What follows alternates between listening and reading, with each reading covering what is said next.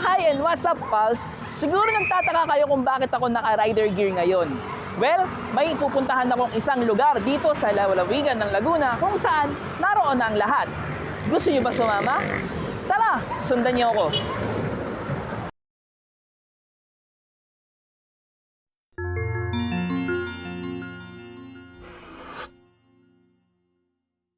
Okay, pals, narito na tayo.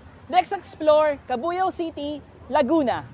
Ang Cabuyao ay approximately 42 kilometers away from Metro Manila. Katabi rin dito ang mga developed cities ng Santa Rosa at Calamba. Kilala ang syudad bilang the Enterprise City of the Philippines, kung saan maraming lugar sa nasabing lungsod ang pwedeng pagtayuan ng mga negosyo. Ang lungsod ng Cabuyao ay isang first-class component city sa probinsya ng Laguna.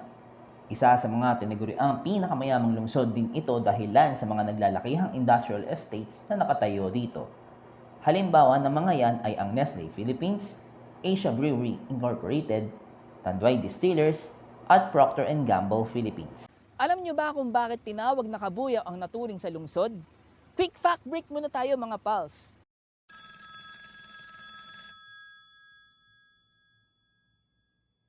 Ang Cabuyao ay tinatawag noon na Tabuco. Sakop nito noon ang ngayon mga modern-day cities ng San Pedro, Biñan, Santa Rosa at Calamba.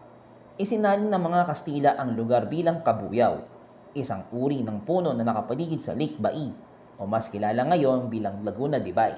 At doon mas nakilala ang syudad ng Cabuyao.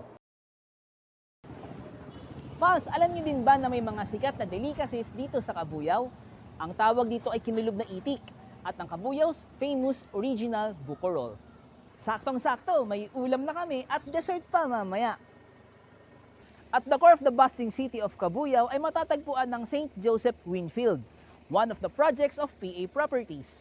Pero pals, alam nyo ba na bukod sa St. Joseph Winfield ay mayroon ng 10 completed subdivisions ang PA dito sa Cabuyao? You heard it right. Meron ng constructed na 10 subdivisions here and named as St. Joseph Homes. In addition, may 2 ongoing and 2 upcoming projects pa dito. At dahil nga meron ng established community ang PA dito sa Cabuyao, may itatayo din dito na business center, ang San Jos, where an array of commercial establishments will rise very soon. Balik tayo pals sa St. Joseph Winfield. Bakit nga ba magandang tumira sa St. Joseph Winfield? Bukod sa affordable price ay malapit ito sa schools tulad ng Scola Angelicus. Nasa harapan lang din ng gate ang Cabuyao Hospital. Mahilig ka ba sa sports? No worries dahil one ride away lang ang Cabuyao Athletes Basic School at Cabuyao Sports Complex. Pagdating naman sa transpo, accessible ito from South Luzon Expressway at meron din ditong jeeps and tricycles papunta sa iba't ibang lugar ng Cabuyao at mga karating probinsya. Ang St. Joseph Winfield ay mayroong 3 klase ng unit, ang Camira, Sabia at Brisa.